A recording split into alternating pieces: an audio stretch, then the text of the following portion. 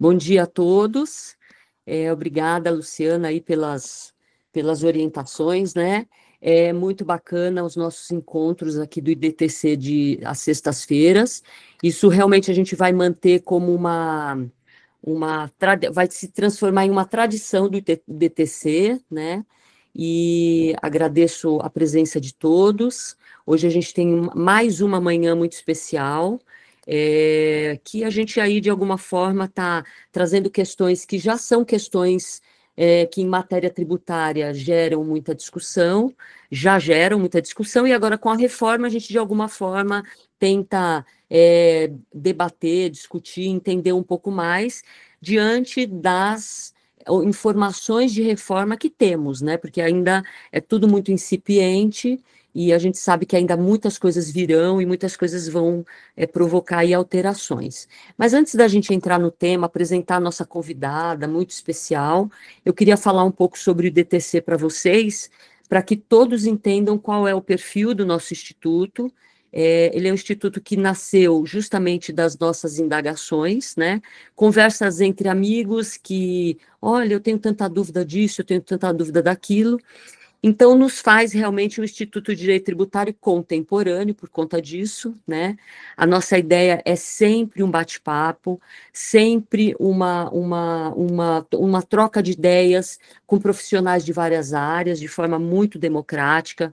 Então, nós temos aqui pessoas do corporativo, pessoas do direito privado, escritórios de advocacia, e essa pessoal do público também, né, que também a gente sempre convida, na medida do possível, acabam participando e também vão participar aí das próximas sextas-feiras, e então essa é a ideia.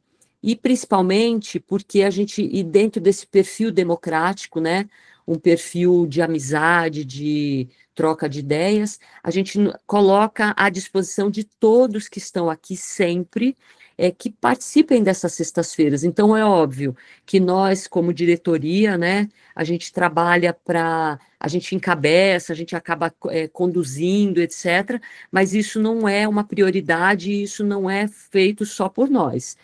Todos aqui são convidados, eu estou vendo a Gabriela, Gabi Zani, linda, um beijo. A Gabi já se propôs a fazer algo também, ela tem questões lá do escritório dela que são relevantes, que eu tenho certeza que vão interessar, então a gente vai se organizar aí. Vai ser um prazer. Muito bacana. A honra é nossa, querida. Você é mais do que bem-vinda. Eu vi que essa semana várias pessoas agregaram o nosso grupo, né? Então a gente está muito feliz com isso. E eu espero que realmente deste trabalho a gente possa influenciar, porque como eu falo, conversei com a Luciana, já tinha conversado com o Charles. Eu acho que tudo que a gente discute e debate tem que ser levado adiante, não é só para ficar entre nós, né? Tem que ser levado aí para os grupos de trabalho da reforma, a gente tem que fazer, né, valer também isso em outros locais para que as pessoas nos ouçam também, né, para que o que a gente está discutindo aqui tenha utilidade no mundo jurídico tributário, e é isso essa é a nossa intenção. Então, todos são mais do que bem-vindos. Estou vendo aqui o Silvio também, querido, quantos Tudo anos bem, que não Iris? te vejo. Eu já conheci o Silvio há muitos anos atrás, lá no PUC, no COGEAI, e ele foi um excelente aluno, um cara super participativo. Estou muito feliz da sua presença, de saber que você está por aí, né? Muito bacana, querido. Prazer em Não revê-lo, saí. viu? A gente fica aí no Muito bom te vício, ver. né? No vício. E aproveitando este link, né, que temos aqui ex-alunos aí da PUC, etc., essa manhã que nós vamos falar sobre recuperação de crédito e reforma tributária, a nossa convidada especial é a professora Marina Figueiredo, que está aqui também. Ela é uma preciosidade em matéria tributária, é um diamante, entendeu? Em matéria tributária, é uma pessoa muito inserida no contexto, muito bacana, e é a nossa coordenadora, viu, Silvio, do COGEAI, né? Então, hoje a gente está aqui, eu fiz questão de convidar, essa é a primeira sexta-feira com parceria, né, IDTC e PUC-COGEAI, que é o Centro de Especialização, né, que desenvolve o curso de pós-graduação Lato Sensu. A Marina é a nossa coordenadora científica, junto com o Robson Maia. E é um trabalho muito bonito feito lá pelo COGEAI, né? Eu tenho a honra, o prazer de sempre estar também ali nos seminários, nas aulas expositivas, é um trabalho muito bem articulado. Então, a gente convida aí o pessoal que quer continuar estudando e tudo mais para participar, para vir conhecer o trabalho que é desenvolvido, muito legal. E a Marina é nossa convidada, e olha, Lu, ela, para eu te passar a palavra, ontem ela disse assim para mim, Iris, ó, vamos fazer um bate-papo, etc. Então, a simplicidade da pessoa conjuga com a nossa proposta, né? E DTC simplifica. Então, Má, você é mais do que bem-vinda. Eu vou passar antes a palavra para a Luciana e vamos falar sobre recuperação, né? Perfeito, Iris. É rapidinho, só para agradecer o patrocínio do SAAD Advogados, que está É, nós patrocinando estamos patrocinando. Muito obrigada. É muito legal isso. Esses patrocínios são importantes para o Instituto poder gerar milhões de outras coisas, né? Então a gente está começando, mas já tem aí o escritório aqui, vai estar sempre, na medida do possível, colaborando, com certeza. Obrigada, Então é Iris. isso. Vamos lá, Marina querida, bem-vinda. A palavra é toda sua, tá? Fique à vontade. Obrigada, minha querida. Bom, gente, todo mundo já percebeu que a Iris é minha amiga, né? Porque esse tipo de apresentação, não é? A gente pede, então, assim, dei o devido desconto, né? Porque Não Iris é é só minha isso. amiga, já trabalhamos juntos há muito tempo, lá no COGEAI, né, Iris? Enfim, é melhor Uhum. nem começar a falar de quanto tempo faz, porque aí começa a ficar vergonhoso, na verdade. Mas, enfim, já nos conhecemos aí mais de 20 anos, e temos uma parceria assim maravilhosa e espero que cada vez melhor, não só na vida pessoal, né, Iris, mas também como Sim. na nossa amizade, mas também lá no COGEAI, enfim, todos os nossos projetos e aqui também. Queria agradecer também, Luciana, pelo convite, obrigada. Enfim, agradecer pela presença de todos vocês nessa sexta-feira. Eu sei que o tempo é curto, mas eu vou tentar falar um pouquinho, né, sobre esse tema. Como eu até introduzi a questão ontem, né, eu realmente mandei uma mensagem para eles que eu falei, poxa, eles, eu estou aqui pensando, né, hoje em dia a gente, e eu comentei de novo com as meninas no início da reunião, eu falei, falar de reforma tributária anda tão difícil porque tem tanta coisa que ainda é incerta, É. que a gente acaba falando meio no achismo, assim, parece que a gente realmente está exercendo a futurologia, né? Então, assim, a gente fala de... E essa questão da recuperação de crédito, tem uma outra coisa que eu vou falar aqui, aliás, eu vou fazer até uma distinção, né? Porque uma coisa é crédito de não cumulatividade, outra coisa é crédito de pagamento indevido, mas enfim. Mas a gente tem tanta coisa incerta ainda a respeito disso, até sobre o funcionamento, de como que vai cobrar, e então, assim, realmente eu vou tentar aqui dar alguma luz na medida do possível, considerando o que temos por enquanto, né? Então, o primeiro ponto que eu tinha, logo que eu recebi o convite, e eu conversando com a Iris, eu falei, poxa, Iris, mas é recuperação de qual crédito, não é? Porque nós temos aí dois créditos, vamos dizer assim, perante o fisco, que são totalmente diferentes no contexto aí desses tributos não cumulativos. Uma coisa são os créditos da não cumulatividade, como eu mencionei há pouco, outra coisa são créditos de pagamento indevido. Então, paguei a maior, errei, enfim, né? Então, pagamento indevido não se confunde com crédito da não cumulatividade. E por que eu estou dizendo isso? Porque os procedimentos também para compensação e recuperação são totalmente diferentes, já são hoje, né? Então, eu acho que esse é o primeiro ponto que a gente precisa ressaltar. Dito isso, eu acho que é importante a gente pensar, a fazer, enfim, a gente tem na reforma, né, uma substituição de alguns tributos por outros, então o ICMS e ISS pelo IBS, a contribuição ao PIS e COFINS pela CBS, todo mundo já sabe disso. Agora, hoje, qual é, né, o procedimento aí? Então, primeiro que nem todos esses tributos são não cumulativos, os que vão ser substituídos. ISS, por exemplo, não tem não cumulatividade hoje. Então, por exemplo, falar em recuperação de crédito da não cumulatividade no ISS é falar de algo que inexiste no nosso sistema, né? Esse é o ponto número um. Mas nós temos não cumulatividade para PIS/COFINS, nós temos não cumulatividade para ICMS. A questão é, o que vai mudar em relação a essa não cumulatividade? Veja, gente, eu não vou entrar no mérito de qual crédito pode ser aproveitado, não pode, enfim. O objetivo não é esse hoje, eu estou falando mesmo uma questão de ordem procedimental. Hoje a gente tem, então, a união disciplina, né, a não cumulatividade da contribuição ao PIS e da COFINS, e ICMS, a gente tem regra geral na Constituição e Lei Complementar 87 de 96, e depois tudo a cargo dos estados. Ou seja, eu essencialmente faço compensação na escrita fiscal, só que a gente precisa lembrar que a gente tem crédito acumulado, saldo credor, enfim, os nomes variam aí nas legislações de cada estado, e aí a gente tem uma regulamentação específica a respeito de procedimento, por exemplo, quando você tem basicamente excedente de crédito. Então, a lei complementar, por exemplo, ela fala que a lei complementar 87 de 96, fala sobre a possibilidade de você transferir crédito, não é? Seja para um outro estabelecimento do mesmo titular, seja para terceiros, mas isso, como isso vai ser operacionalizado, depende aí de cada estado. Tem estado que nem, assim, algumas pessoas aqui devem saber disso, tem estado que nem, não tem nem procedimento, você não sabe, você não consegue operacionalizar, por exemplo, uma transferência de um crédito, porque não tem procedimento para fazer isso, né? Quem é exportador, então, enfim, a gente tem várias situações aí, hoje, tudo bem, eu tenho um direito de recuperar algum crédito, transferir algum crédito, etc., falando só de não cumulatividade, tá, gente?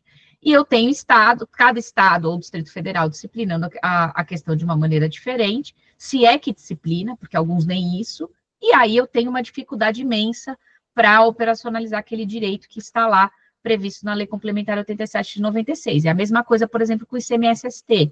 ICMS-ST, na verdade, a gente não é crédito de não cumulatividade, é pagamento indevido, né, a maior, no caso, ou em caso de não ocorrência do acontecimento tributável, mas é a mesma coisa. Como vou recuperar? Qual vai ser o procedimento? Cada estado, ou Distrito Federal regula a matéria como quer, e aí nós ficamos aí tendo que ficar investigando a legislação de cada um deles. Então, em tese, né, no quesito não cumulatividade, mudar do ICMS para o IBS facilita porque eu vou ter só uma legislação. A questão é que hoje a gente tem ainda uma legislação, tudo bem, que traz as regras ali gerais de não cumulatividade, e eu não tenho o comitê gestor regulamentando a questão. Como que eu vou fazer isso? Vou apurar onde? Como é que vai fazer? É só nota fiscal agora? Não faz mais nada? Não é? A gente não tem essa disciplina hoje na legislação.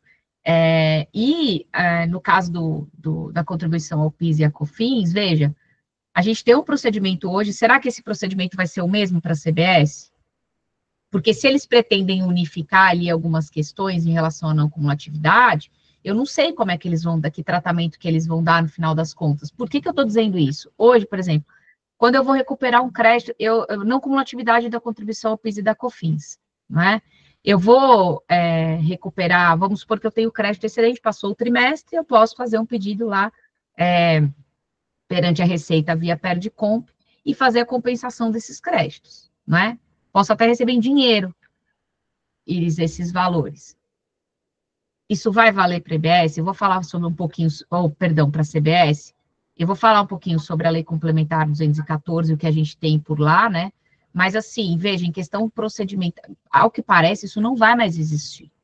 Seja para a EBS, seja para a CBS. Então, hoje a gente tem um procedimento ali, né, muito utilizado, e eu não sei o que eles vão fazer. Desculpa, Iris. Eu não quero nem te interromper, mas só para a gente estimular um pouco. Não, pode falar.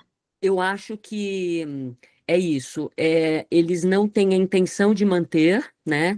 Até porque o discurso dos reformadores era um discurso que carregava a tal da simplicidade, né? E essa simplicidade ela envolveria, então, também a simplificação destes procedimentos.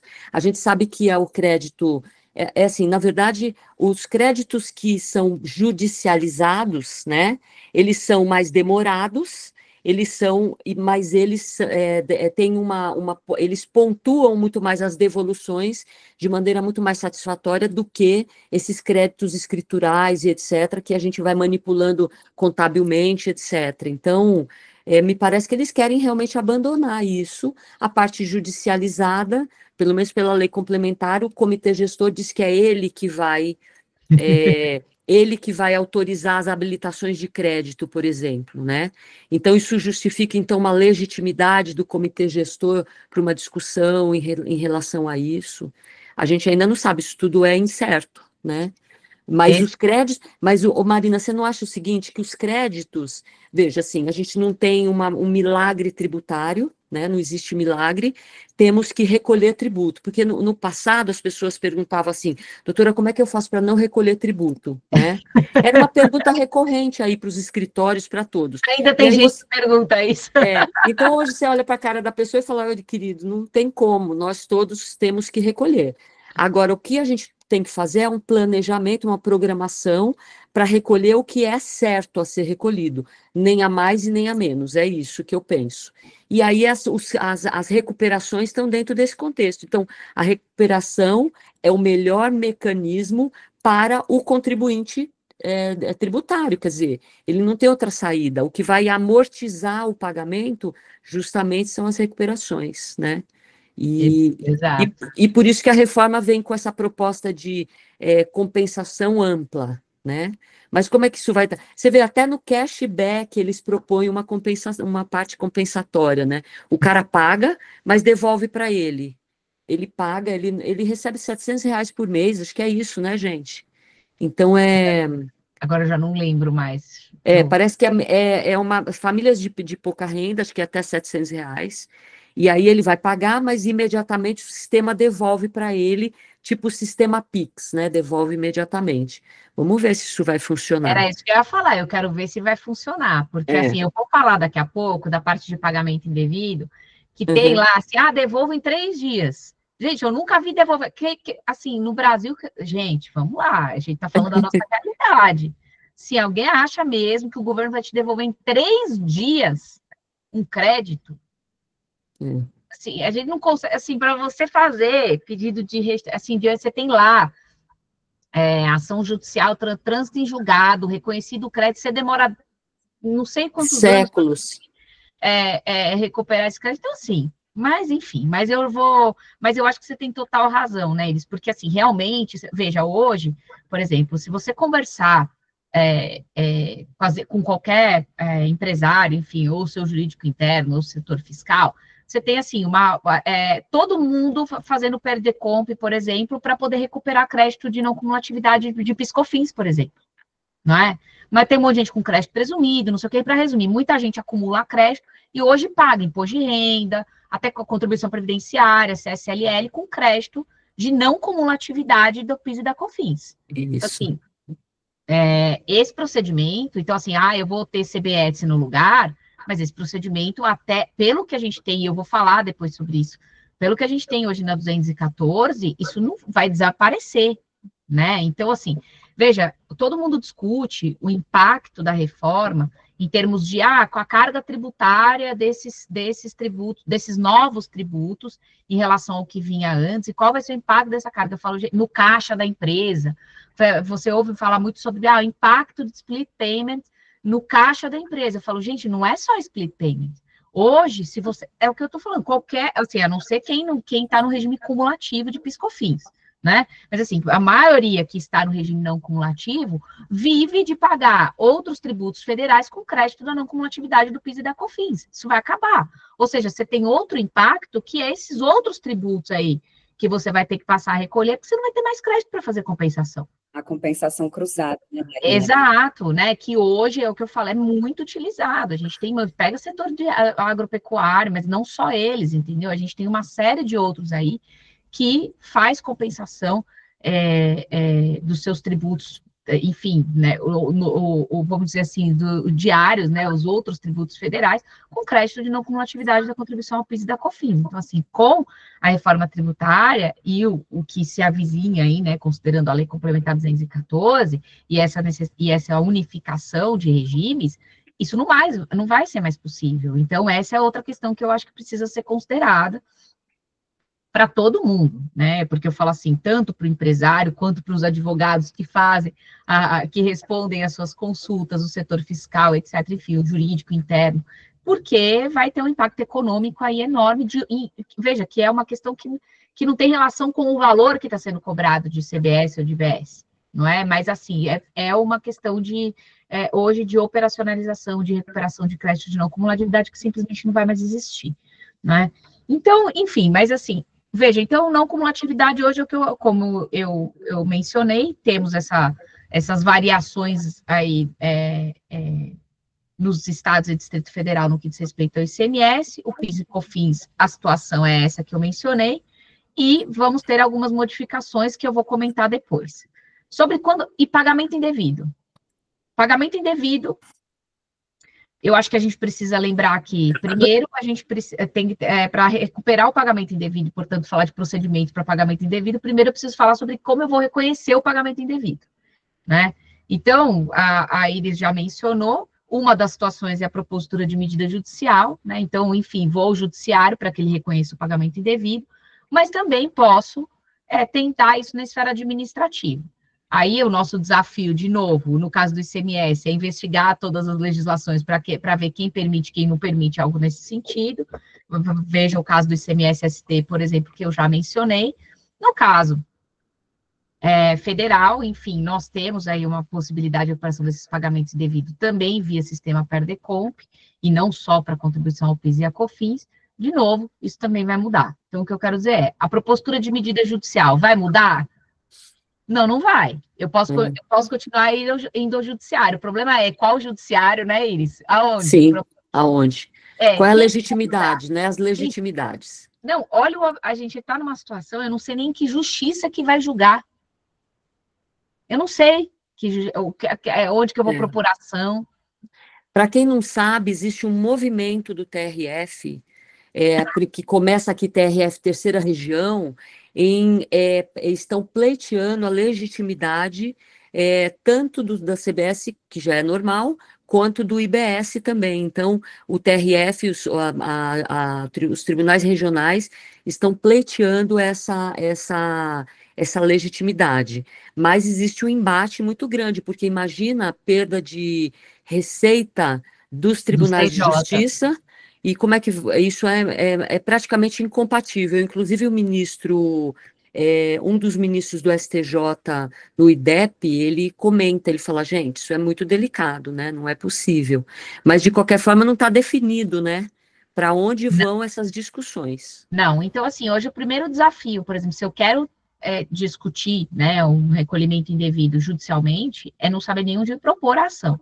Esse embate, eles não vai ser resolvido rapidamente. Os tribunais de justiça, gente, fazendo uma comparação aqui em São Paulo, a gente tem mais de 400 desembargadores no TJ de São Paulo.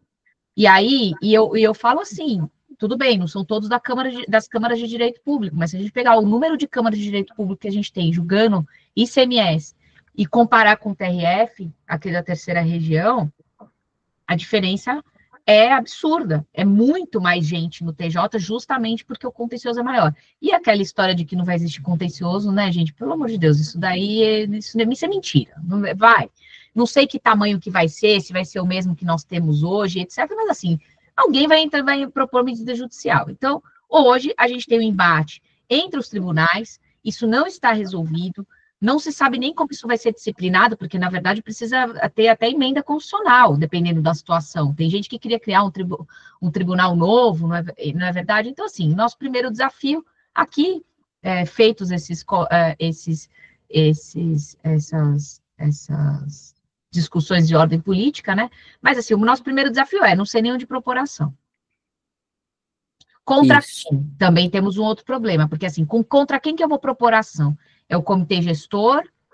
É o ente político? Qual ente político também? Porque, por exemplo, se eu tiver uma situação em que estão, porque, vamos lá, a cobrança é no destino. Se for o problema, a gente pode ter uma discussão entre estados e entre municípios.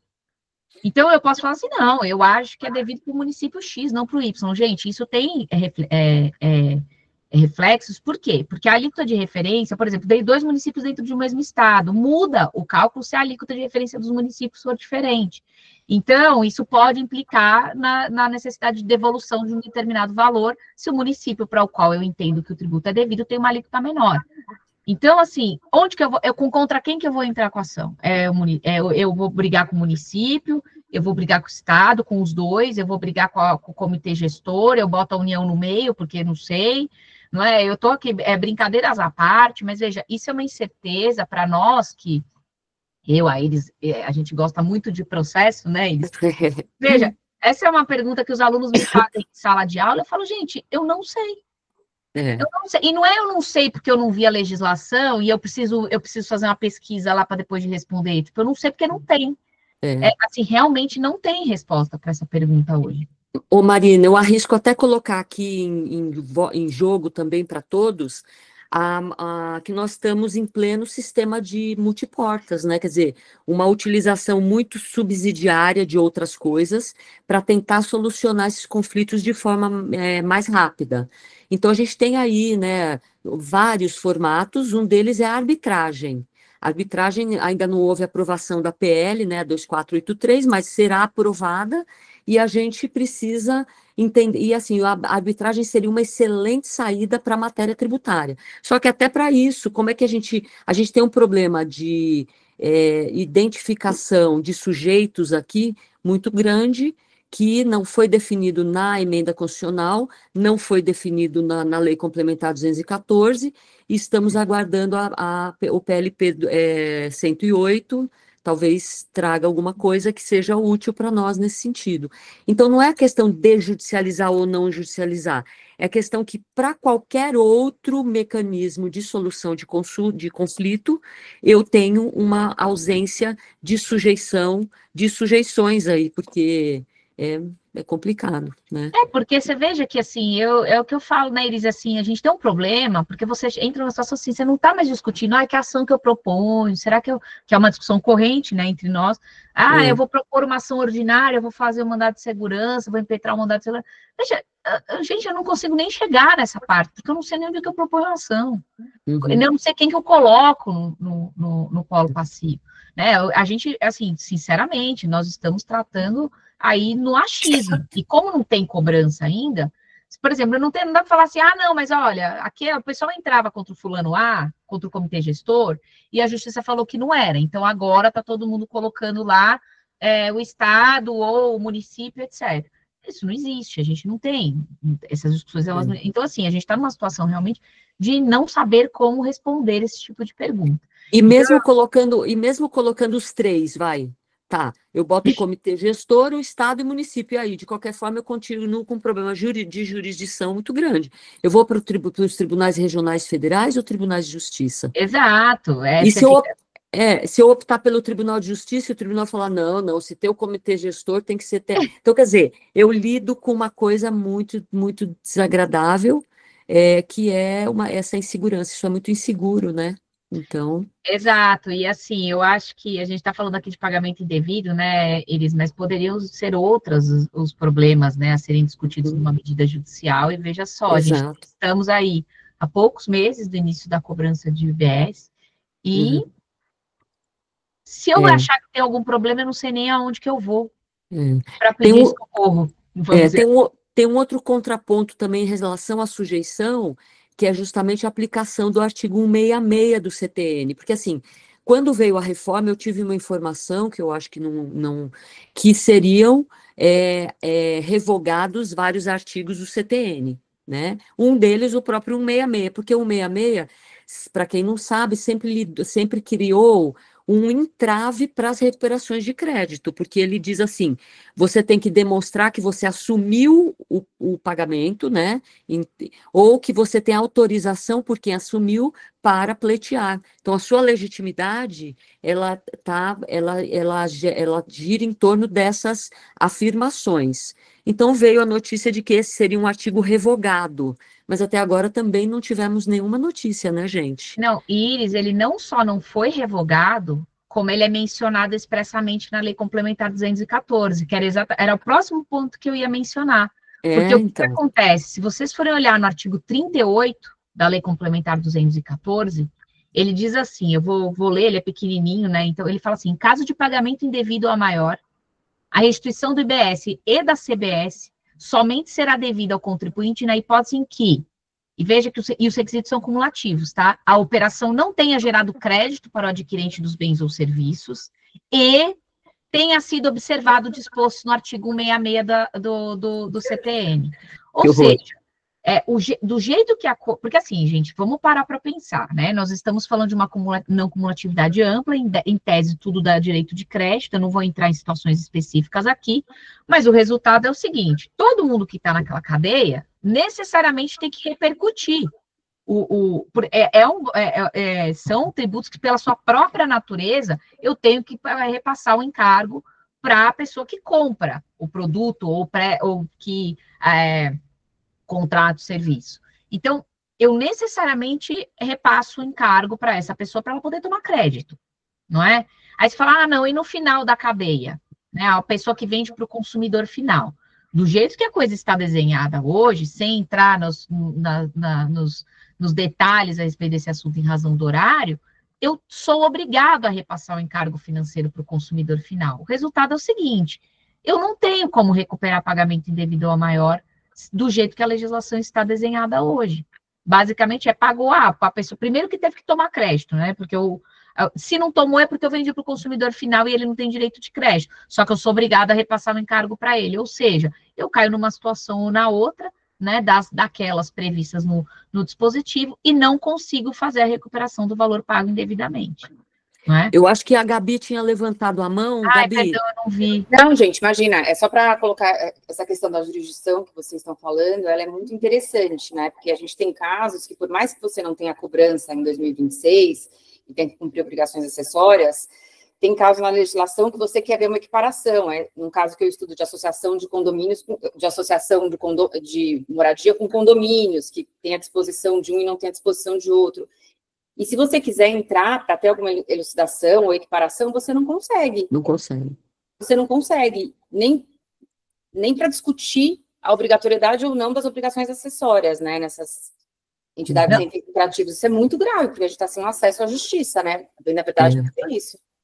Gabriela, bem lembrado, viu? Porque realmente, hoje a gente já tem, a gente está falando aqui de recuperação de crédito, que é uma situação que ainda não existe, porque não tem cobrança, mas assim, se a gente parar para pensar nas outras tantas questões que já estão, né, em discussão, enfim, que já temos aí questionamentos sobre a legitimidade daquelas disposições da lei complementar, se elas são ou não constitucionais, etc. Exatamente, e você não tem como discutir, nem preventivamente, né? Porque a empresa poderia ajuizar uma ação preventiva para questionar, só que eu não sei nem onde que eu vou. É o que eu falei. A questão da imunidade, né? A questão da imunidade, se eu sou imune, se eu não sou imune, e aí eu tenho que cumprir a obrigação acessória já em 2026 falando sobre isso, eu não tenho como discutir, né? Não, e assim, tem um monte de questões. Assim, você fala assim, a questão, veja, eu estava conversando outro dia, desculpa, gente, só um breve parênteses aqui, eu estava conversando com um aluno da USP, que foi nosso aluno recentemente, ele acabou de defender a dissertação dele falando sobre destino. Porque assim, eles falam assim, não, agora vai ser destino, vamos resolver o problema. Gente, já tem 1000 regras de destino para o ISS na Lei Complementar 116. E assim, várias delas foram questionadas, muitas foram declaradas inconstitucionais. Uhum. Eu dou o exemplo, por exemplo, dos fundos, né, que tinha uma regra que foi incluída em 2016 e que foi declarada inconstitucional. Primeiro que o Supremo suspendeu 2 meses depois que ela entrou em vigor. E aí, depois ele declarou inconstitucional, e uma das principais razões falou, meu amigo, eu não tenho como saber onde que destino é esse, quem é esse tomador que você está mencionando aí.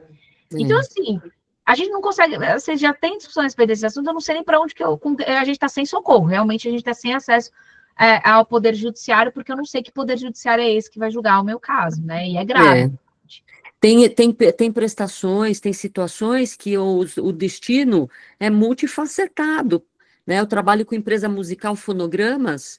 Primeiro que, assim, os prestadores estão no mundo todo, em vários países, eles todos conjugam informações para disponibilizar material nas plataformas, né?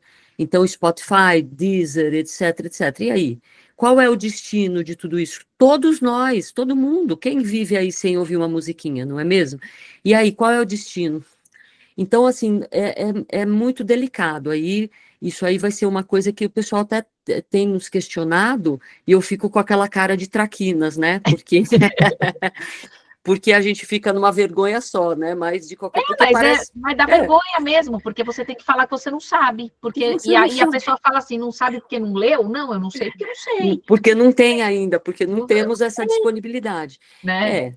Então, assim, não é. Veja que a diferença do que nós estamos fazendo hoje para o que assim, aqui não se está metendo a boca na reforma em si, né? A reforma é uma realidade, nós todos temos que orientar os nossos clientes para que eles se preparem a isso. Quem está aqui no jurídico, nos jurídicos das empresas e se preparando contabilmente para isso.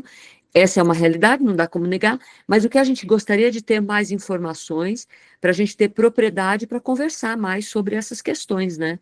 Então, eu acho também, viu, Marina, que o split também é um grande problema, né?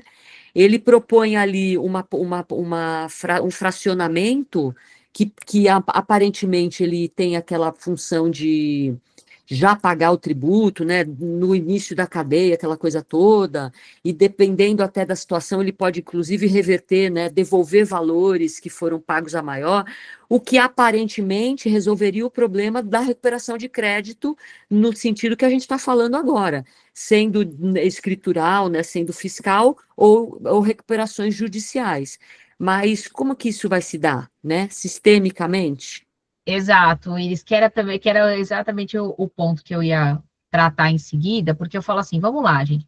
Então, em regra, eu poderia fazer, só para concluir a parte que eu já falei, a gente estaria, ou o problema, a gente teria, vou para o judiciário, temos aqueles problemas que eu já mencionei.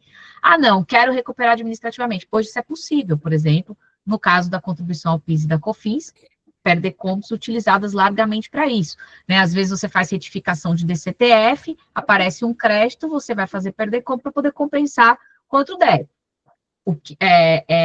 Aí eu falo assim, o que vai acontecer no caso de IBS e CBS? Bom, para além desses problemas da aplicação do 166, a questão da tomada de crédito pelo destinatário e tudo mais, a gente não tem procedimento, não sei o que vai ser feito, né, em termos de procedimento mesmo. Que eu veja, não estou nem entrando mais na discussão de poder ou não recuperar. Não sei como fazer isso, né? Não tem receita de bolo para isso ainda. Aí, quando eu falo isso em alguns lugares, né? Aí alguém chega, geralmente vem alguém e fala assim, não, mas você não vai precisar mais fazer isso. Porque você tem o split payment e tudo vai ser resolvido. O split payment, gente, assim, ele é basicamente assim, se tinha alguma coisa para resolver a vida de todo mundo, é isso, de acordo com eles, é o que vai resolver tudo. Eu não vou ter mais problema nenhum, não vou ter problema para pagar, não vou ter problema nada, para tomar crédito, nada, porque o split payment, né, é o milagre que a gente está esperando. Só que assim, até onde se sabe, hoje eu tenho sistema, sistema para operacionalizar split payment em larga escala, gente, não é? Porque sempre assim, não, mas estão tentando fazer um teste. Eu falo, não, gente, eu estou falando de fazer em larga escala, porque assim, é fazer com todo mundo que vende mercadoria, todo mundo que presta serviço, até aqueles coitados que nem isso faziam, né, que tem as operações ditas não onerosas, que também vão ter que pagar, porque assim, a gente vai ter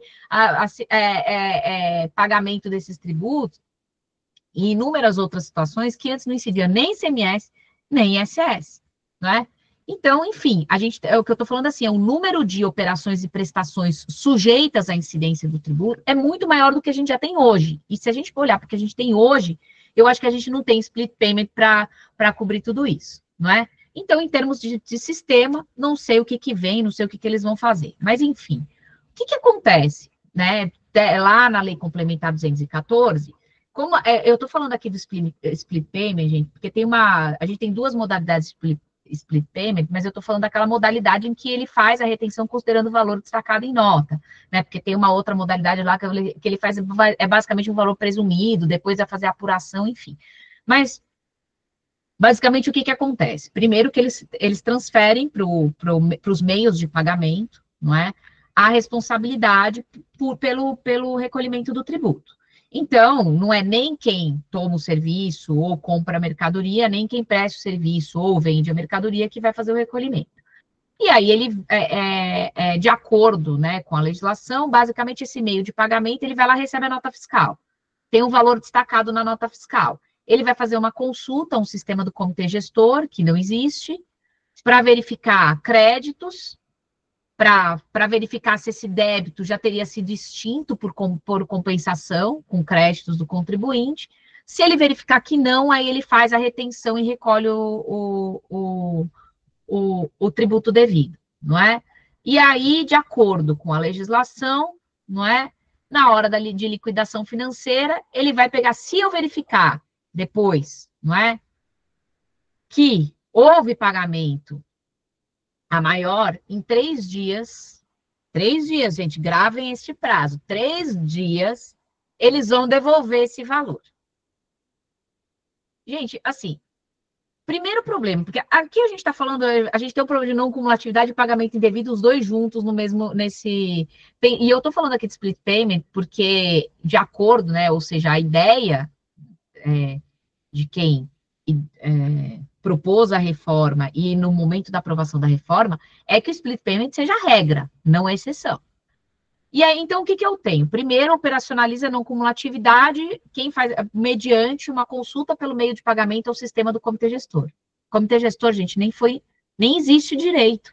Os municípios entraram com uma ação judicial, aliás, os municípios não, duas entidades representativas dos municípios ingressaram com uma ação judicial, Supremo Tribunal Federal, porque elas estão brigando para saber quem é que vai fazer a indicação dos representantes de município para compor o comitê gestor.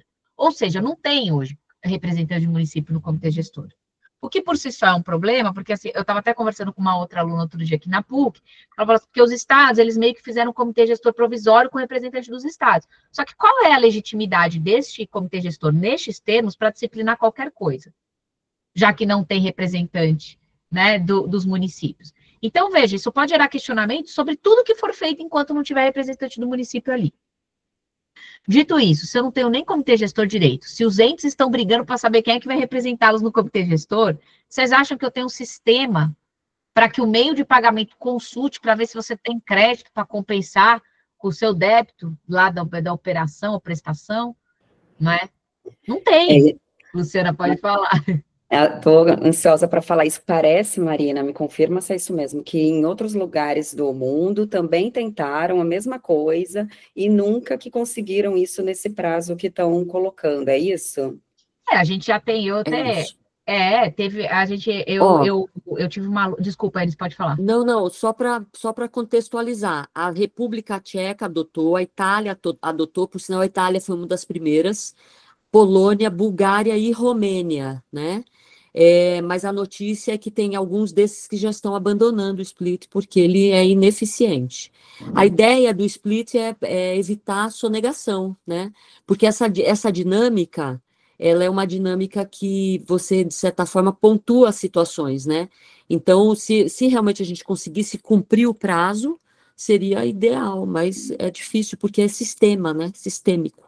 Mas você sabe o prazo nesses lugares? É assim de 3 dias? É mais? É maior? Não. Imagina. Impossível 3 dias. Impossível. Eu não sei aonde que eles trazem esses 3 dias, mas enfim, né? Porque assim, qualquer pessoa que opera o sistema tributário brasileiro, e que quando eu falo operar o sistema, aí você fala, não, mas eu tenho um novo sistema. Quando eu falo de operar, gente, eu falo de conhecer os entes tributantes e a maneira como a gente recupera créditos, tanto de não cumulatividade quanto de pagamento indevido. Gente, isso assim, é um sonho maravilhoso, mas é impraticável, né? Pode falar, Gabriel. Não, só para colocar uma adendo, eu vi uma live com um bambambam da Receita, que eu não vou me lembrar o nome, e aí questionaram para ele, falaram assim, mas 3 dias? Ele falou, gente, olhe bem, os 3 dias estão na legislação, se não for, é só entrar com mandado de segurança. Então a gente pode ficar muito feliz, né? A gente pode ficar, vamos falar a verdade, a gente tem que ficar muito feliz. Ele falou, só entrar com mandado de segurança, está na lei. Aí perguntar para ele, querido, quem é legítimo? Quem é a autoridade? Eu até gostaria, mas eu não consigo. Mas você vê que situação. Aí, a gente fala de prazo, por isso que eu falo, quem opera o sistema hoje sabe do que eu estou falando. Por exemplo, temos prazo para analisar pedidos, né? Tem lá 360 dias lá na legislação federal. Gente, faz uma pesquisa besta em qualquer tribunal regional federal, a quantidade de processos que você tem que é só para a Receita analisar o pedido. Eu não estou pedindo para deferir. Eu falo, meu filho, olha o meu pedido. Você tem prazo, passou e você não olhou. E tá lá. Temos até repetitivo, né, do STJ falando sobre correção de crédito depois que passou o prazo para ele analisar, né? Pode falar. Não há dúvida, Marina. Então, assim, o que a gente vê nas notícias é que vai ter contencioso, que não é o objeto da reforma, né? Então, a gente já vê aí que as lacunas da legislação e até as questões da própria inclusão na base, né? Isso já vai gerar o contencioso, e agora a gente ainda tem uma questão procedimental que a gente vai precisar acionar o judiciário, mas a gente não tem como, então isso inviabiliza totalmente o acesso à justiça, né? Sim, sem dúvida, porque assim, veja, o que a Gabriela mencionou é grave, porque basicamente é o seguinte, eles já estão trabalhando com a ideia de que eles não vão ter condição de devolver, porque veja, então vamos lá, vamos voltar ao mecanismo do split payment. Então eu sou meio de pagamento, não é? Luciana vendeu algo para eles, Luciana me manda sua nota fiscal, eu olho lá o destaque, tenho que constar um sistema que não existe para ver se tem crédito para compensar esse débito de Luciana. E aí, se não tiver, eu faço lá a retenção, né? A hora que a Iris pagar o valor, eu faço a retenção do valor destacado, repasso a diferença para a Luciana, e o resto eu mando lá para o comitê gestor, né? Eu meio de pagamento. Aí, se depois verifica que teve pagamento indevido, eles têm que me devolver em 3 dias. Gente, eles já sabem que eles não vão devolver.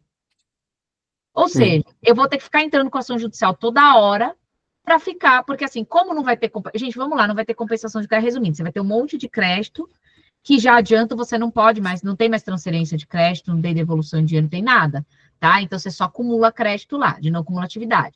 O meio de pagamento não tem como consultar o sistema do comitê gestor para fazer a compensação dos seus créditos, porque esse sistema simplesmente não existe, não é? Então, o resultado é o seguinte, hoje, eu presto um serviço, eu vendo uma mercadoria, destaco o valor do tributo lá na minha nota, o meio de pagamento faz a retenção e recolhe o valor integral, porque ele não tem como saber que crédito que eu tenho.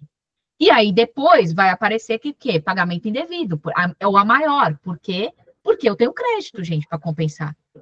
Não é? E aí, Marina, me parece que, assim, o foco é a arrecadação, né, dos valores, então por isso eles criam tudo isso, e aí só ocorre que a sistemática, ela não é segura, então o contribuinte vai ter direito a esse resgate, contudo tem toda essa problemática de como que vai se dar isso, mas a Receita vai receber, a União vai receber. Não, isso, gente, tem uma fiscalizando o outro ainda. Tem uma coisa interessante, tem uma coisa interessante nisso tudo. A União Federal já vem há muitos anos puxando esse monopólio, e isso se deve pelo sistema desenvolvido pela Receita Federal nos últimos anos, né?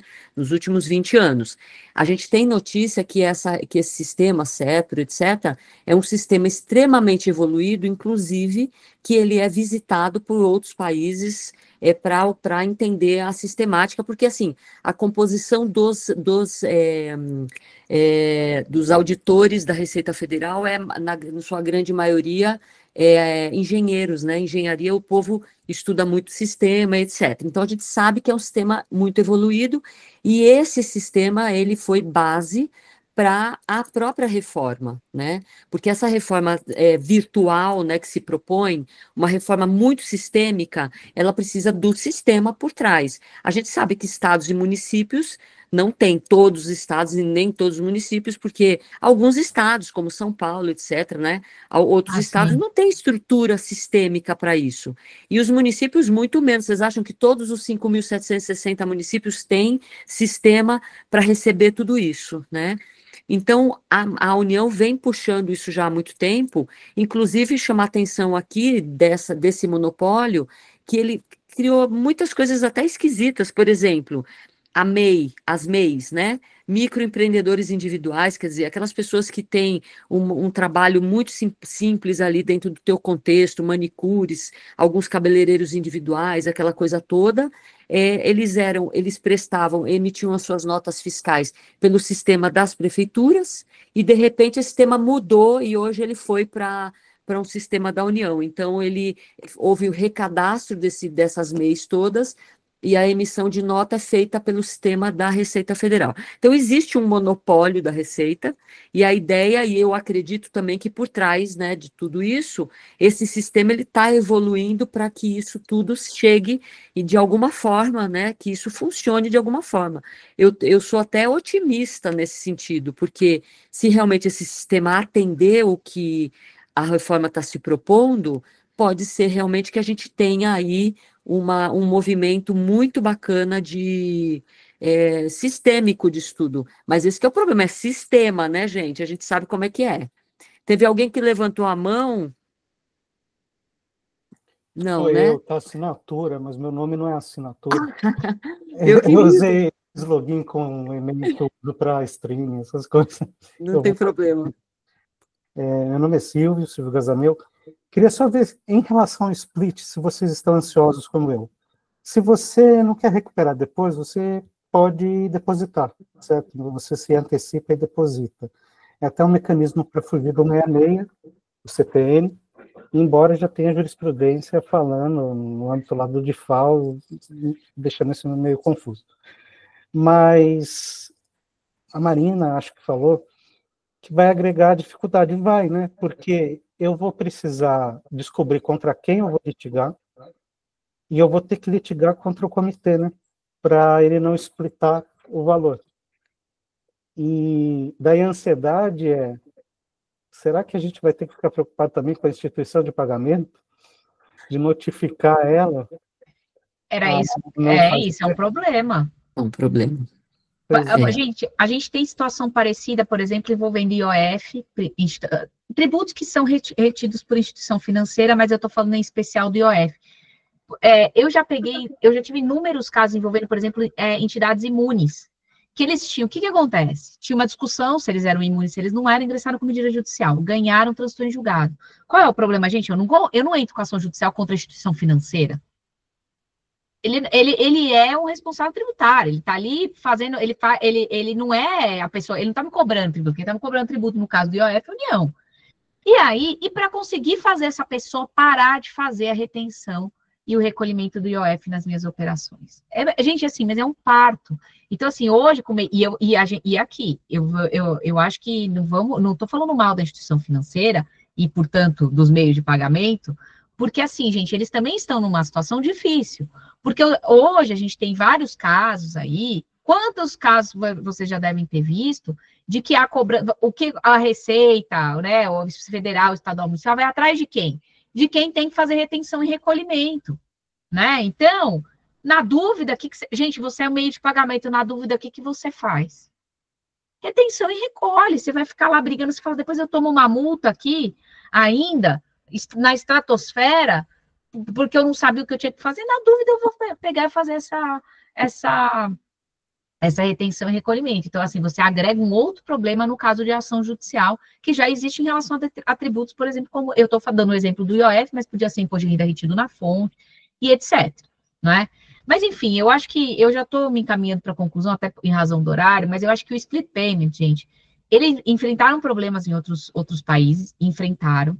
Eu acho que nós, aqui no Brasil, nós temos um sistema mais evoluído em termos tecnológicos, primeiro em relação ao próprio sistema bancário, porque o que acontece?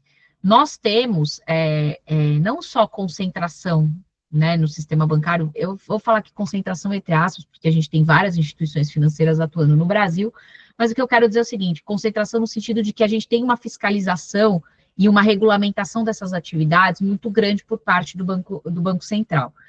O que isso implica? Essas pessoas precisam ter um aparato tecnológico enorme para poder processar essas informações, porque, por exemplo, elas são obrigadas... Gente, no começo do ano, por exemplo, eu não entendi até hoje aquela briga por causa de Pix. Eu falei, gente, instituição financeira, eles já têm que apresentar para a Receita todas as informações de cartão de crédito, débito e Pix. Ou seja, então, o que eu quero dizer é o seguinte, nós já temos um aparato tecnológico que existe e hoje para você fiscalizar pagamentos, né? Enfim. Então, mesmo assim, a pessoa não emite nota fiscal, mas recebe no Pix, né? Então, enfim, você tem um aparato tecnológico aí para conseguir fiscalizar e etc. O split payment, na verdade, ele vem, então, para facilitar a arrecadação. Não é para resolver a nossa vida em termos de não cumulatividade, pagamento indevido. Gente, ele quer arrecadar, depois vai ver. Se compensou o crédito mesmo, se você tem pagamento indevido, se ele vai te devolver. Não vai devolver em 3 dias, duvido. Gente, duvido. Pode ser que daqui a 10, 15 anos devolva em 3 dias. Ano que vem, alguém acha que vai devolver em 3 dias? Não vai. Né? Então,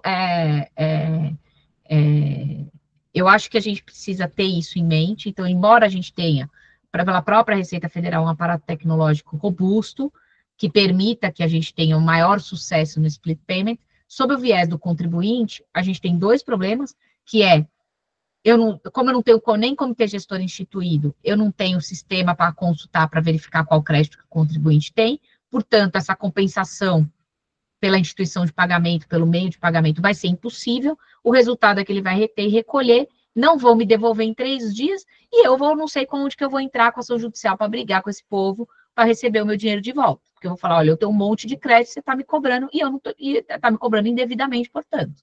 Não é? Paulo levantou a mão. Pode falar aqui. Isso. Bom dia a todos. Bom dia. Excelente discussão.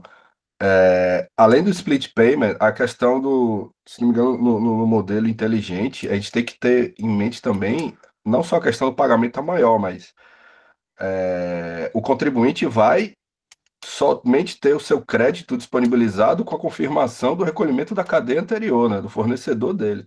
Então, ainda há uma zona cinzenta de como que isso vai, como que os contribuintes vão fiscalizar entre si, né? Como que você vai ser caso a caso, você vai ter que negociar, olha, no seu contrato você vai ter que colocar, assim que eu pagar, pagamento em até 24 horas para eu poder me acreditar do meu CBS, do meu da IBS, e aí ter o meu recolhimento, né? Ou seja, a liberação do crédito precisa ter a confirmação da cadeia anterior. Então, vai ter que ter um compliance muito grande, não só contribuinte físico, mas entre contribuintes, né? E isso eu vejo como um baita desafio, porque não faz parte da nossa cultura isso.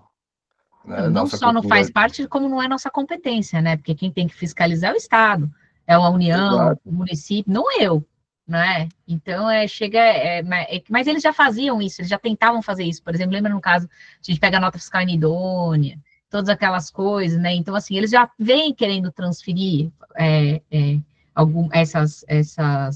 esses poderes de fiscalização, porque assim, poder de fiscalização entre aspas, né, gente? É só ali negociação, porque eu não posso obrigar ninguém a pagar nada, né?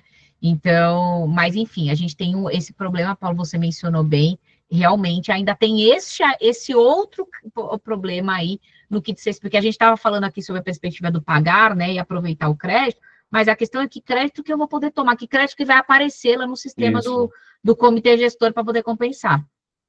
Exatamente. Enfim, cai naquela caixa, naquela vala comum da reforma. A lei ordinária vai regulamentar. Ato administrativo do Ministério da Fazenda vai regulamentar.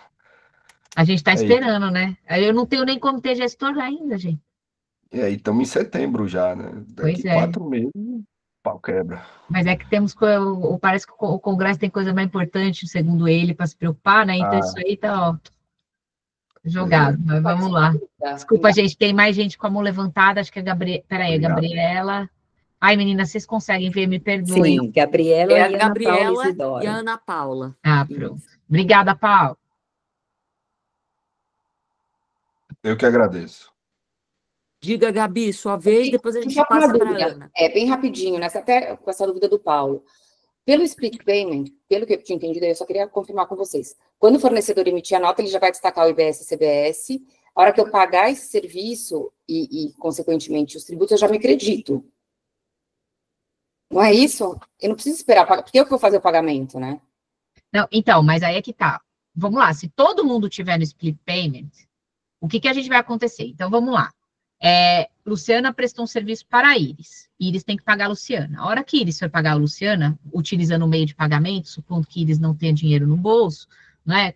Aliás, ninguém mais tem no Brasil, então vai utilizar no meio de pagamento. O que vai acontecer? O meio de pagamento vai pegar, vai fazer a retenção, supondo que não tenha crédito, tá? Então, ele vai fazer a retenção do valor, vai passar para a Luciana, a prestadora, só a diferença.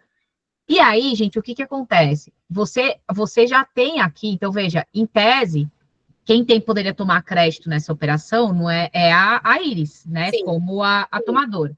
Então, como o meio de pagamento faz a retenção e o recolhimento automático, segundo eles, então, Iris automaticamente poderia tomar crédito. O que acontece é o seguinte, veja, essa ideia de que se todo mundo está no split payment é uma coisa. Agora, eu vou ter um monte de gente que não vai estar, gente. Porque, assim, tem gente, a gente fala assim, tudo bem, hoje no Brasil se utiliza largamente meio de pagamento, né? Mas nem todo mundo usa. Como que vai fazer nessas hipóteses, entendeu?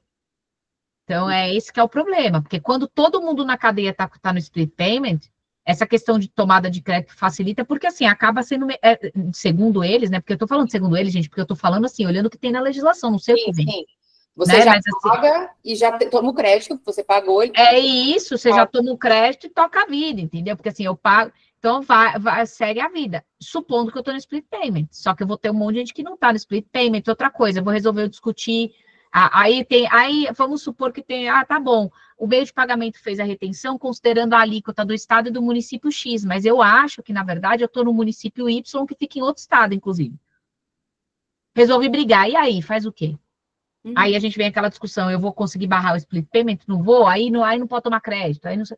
Enfim, então, né, a gente tem essas particularidades. A Ana Paula também tem um questionamento aqui. Agora estou vendo. Bom dia, pessoal. Acompanhando a linha de raciocínio de vocês, me surgiu uma dúvida que eu também não acredito que talvez nós tenhamos resposta agora, mas eu acho que queria aproveitar a oportunidade para eu questionar.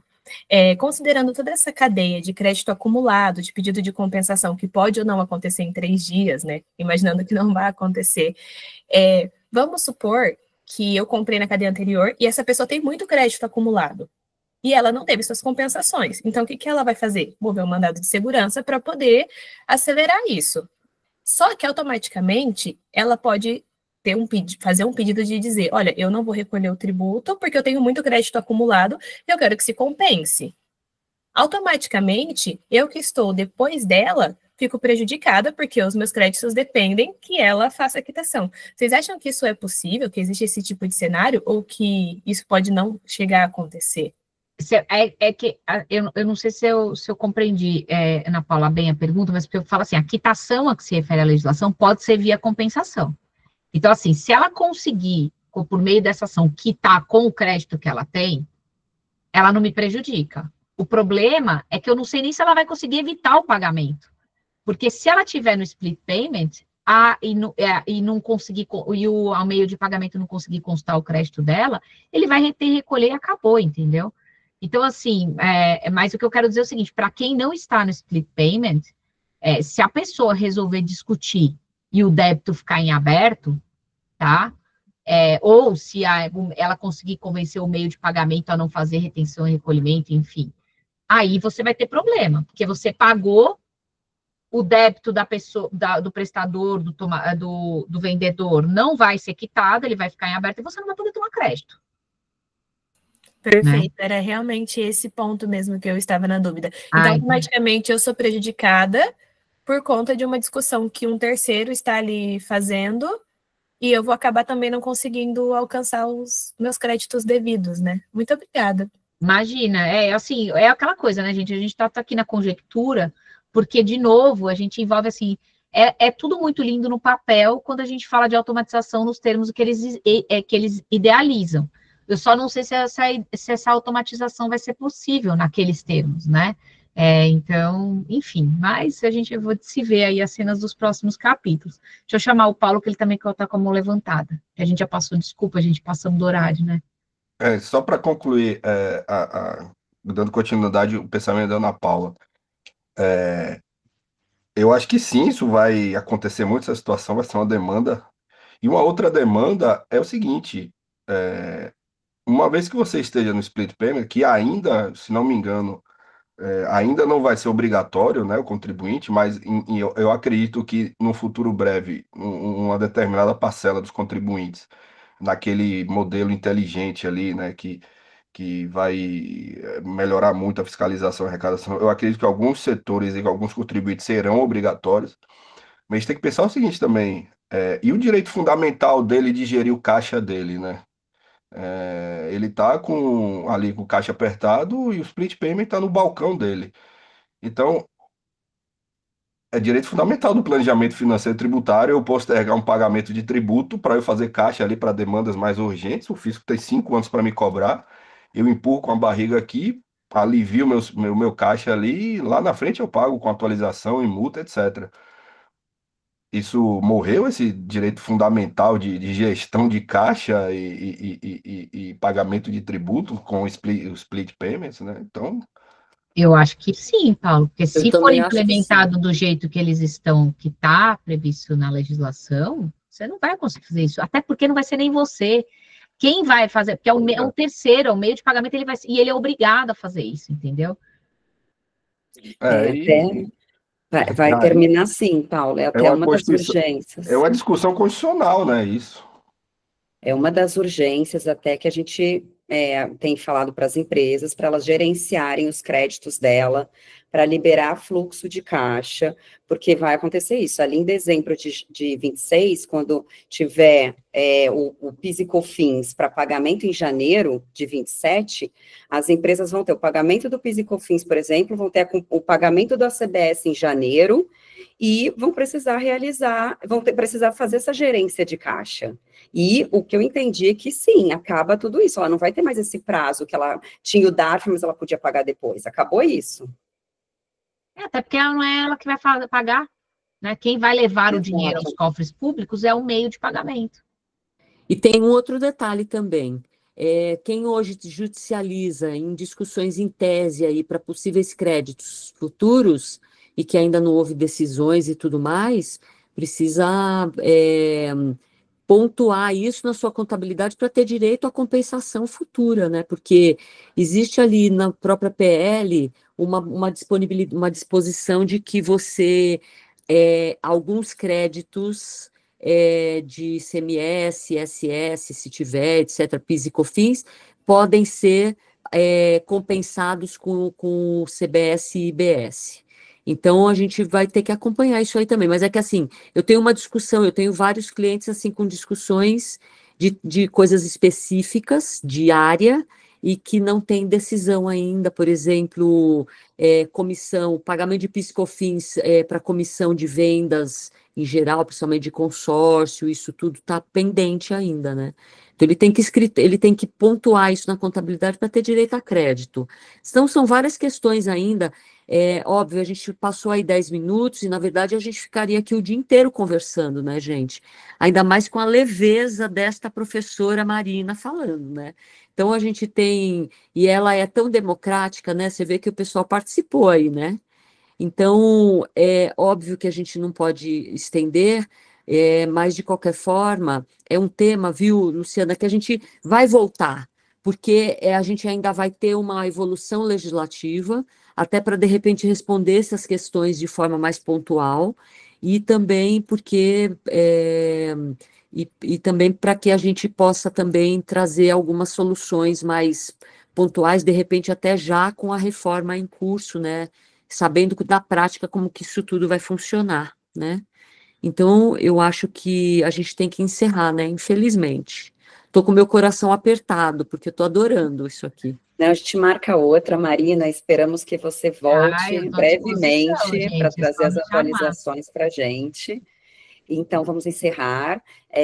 Iris, É, fechamento. vamos fechar. Inclusive, eu quero agradecer a presença de todos. Em momento de pico aqui, professora Marina, chegamos a 70 pessoas, até mais, né? Então, foi muito bom. Tem ex-alunos aqui do COGEAI, que eu quero cumprimentar também. Tem o pessoal do IDTC que está inscrito aí, que está participando, muito bacana. Um grande abraço, beijo a todos, um ótimo final de semana. E a gente vai voltar com tudo, ó. No dia, tem uma próxima sexta-feira aqui, que vai ser no dia, dia 26/9, às 10 horas, né? Tributação e compliance das BETs no Brasil, olha que legal. Então, a gente vai ter aí, eu venho aí Até como semana que mediadora. vem também, Iris. Semana que Até vem semana. temos, Desculpa, toda desculpa. sexta. Temos Então, sexta que toda vem sexta, com a dia Mariana 12. Martins, Consensualidade em Tempos de Reforma, do CCMI. Depois temos a Daphne Fix e a Thaís Baruch sobre os termos práticos do jurídico corporativo e operacional fiscal. Aí Ótimo. temos a 26 as BETs. Isso. A gente vai noticiando nas redes, sigam as redes Isso. do DTC, né? Agradecendo mais uma vez o patrocínio do SAAD. E essa gravação vai para o YouTube, para quem não pôde assistir tudo aqui. Que legal. Muito obrigada a todos e até a próxima sexta. Obrigada, beijo, meninas. queridos. Obrigada, pessoal. Tchau, Obrigada, tchau. Marina. Tchau, tchau.